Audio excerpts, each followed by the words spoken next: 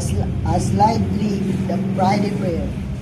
A special Friday prayer is held every Friday noon. At ito yung araw na special para sa ating mga Muslim.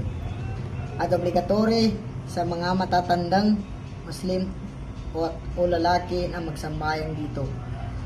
At pwede rin magsambayang ang babae pero hindi required. At dito rin nagsisimula ang pagkalakas ng community or brotherhood, pagpapakatibay ng pagsasama natin mga Muslim. The congregation of Juma prayer. Juma prayer is replaced the prayer of Dhuhr. Napapalitan niya ang waktu ng Dhuhr. Ito ay nagiging dalawang raka at napapalitan niya yung dalawang raka ng khutbah o sermon. Ang pagsasala sa Friday, ito ay kinikilala natin bilang barakah. At ito ang pinaka-special na araw sa atin ng mga Muslim. Highlights of prayer. Ito yung diwa ng panalangin. Una is paglapit sa Allah. Ang panalangin o ang pagpapray ay paraan para makausap natin ng Allah. Ipinapakita nito ang pananampalataya at pagtitiwala sa Kanya. Pangalawa is pagpapasalamat. Ito yung isa sa pinakamahalagang bahagi sa panalangin. Ito yung taos-pusong pasasalamat sa lahat ng mga biyaya na binigay ni Allah sa atin. Pangatlo is ito yung paghingi ng tawad. Mahalaga ring bahagi sa panalangin ang pag-amin sa ating mga kasalanan o pagkakamali at pagkukulang. At kailangan talaga natin humingi ng tawad. Pang-apat is paghiling o petisyon.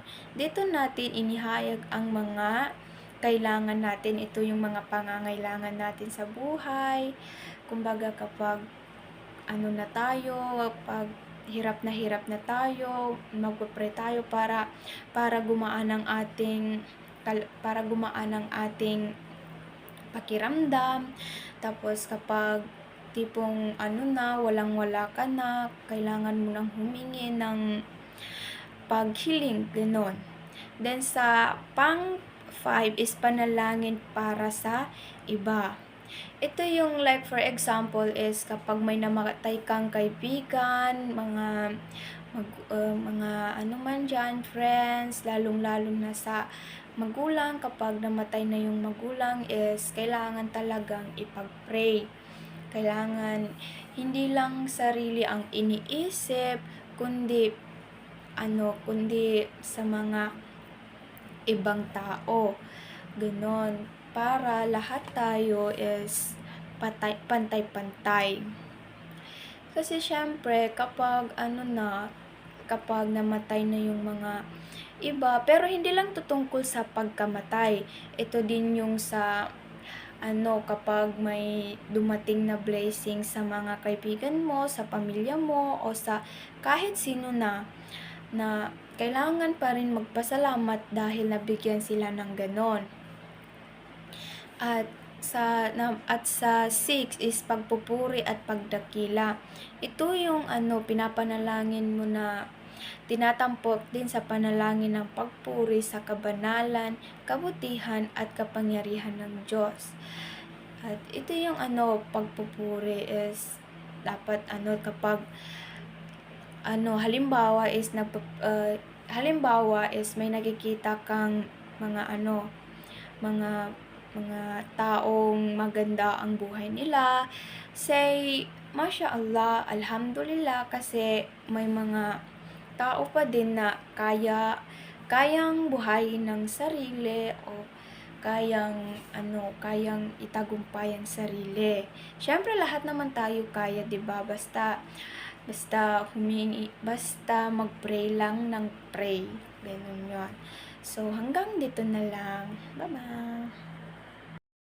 The significance of prayer, celebrated twice a year. Ito yung Eid al-Fitr at Eid al-Adha. Ano nga ba yung Eid al-Fitr? Ang Eid al-Fitr na to is ito yung ipinagdiriwang pagkatapos ng Ramadan bilang tanda ng tagumpay sa pag-aayuno. Samantala, ang Eid al-Adha naman is ito yung tuwing Hajj bilang sakripisyo ni Propeta Ibrahim. Ang Eid na to, ang dalawang Eid na to ay panahon ng pasasalamat kay Allah sa lahat ng mga biyaya niya na binigay niya sa atin. Ito rin ay oras ng pagkakaisa, panahon ng kagalakan, at nagsama-sama ang mga Muslims. Ang dalawang Eid na to ay ito yung tanda na natapos na ang mahahalagang pagsamba. Ang Eid al-Fitr ay ito yung hudyat ng pagtatapos ng isang buwan. At ang Eid al-Adha naman is ito yung pagtatapos ng pagsasagawa ng Hajj sa lahat ng nakapunta sa Makkah.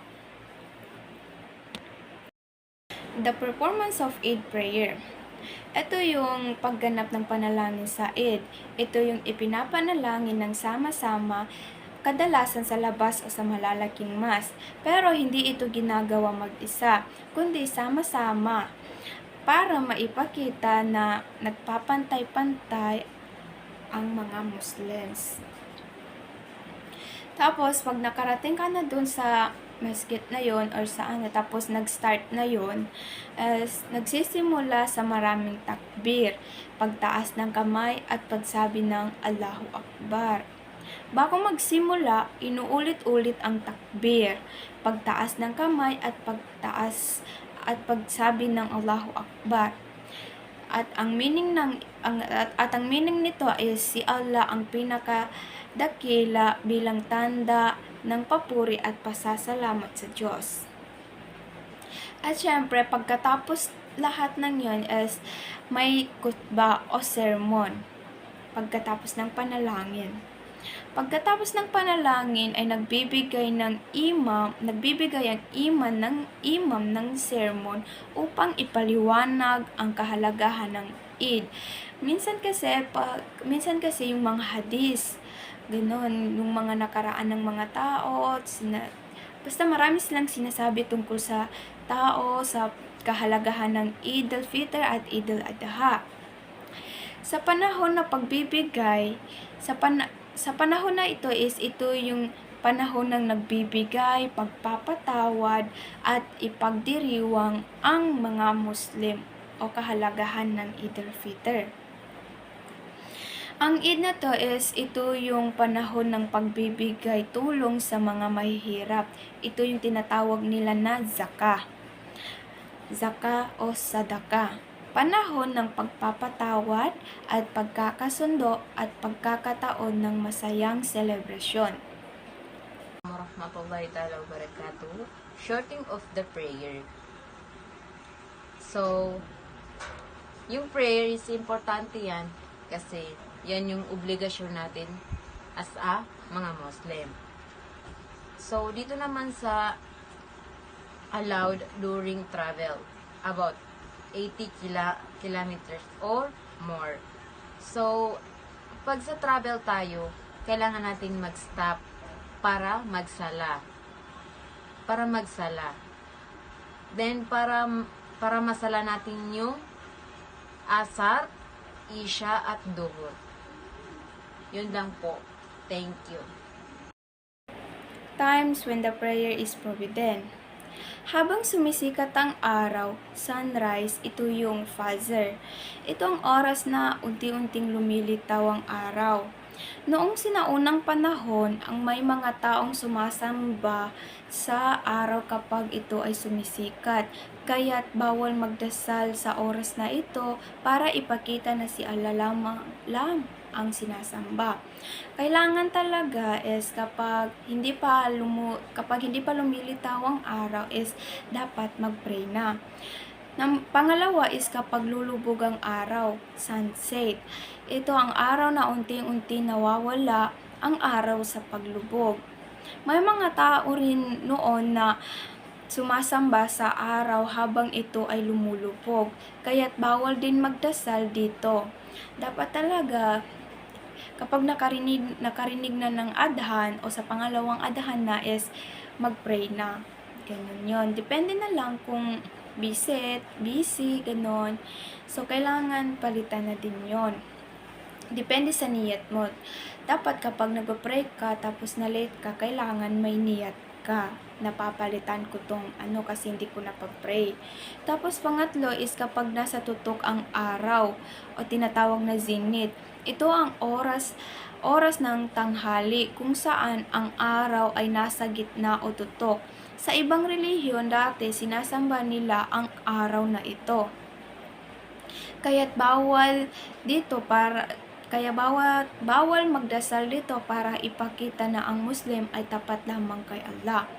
Dapat talaga is ganun din, sa tamang oras, sa tamang pagpapray, mag-pray na. Ganun. So, hanggang dito na lang po. Thank you.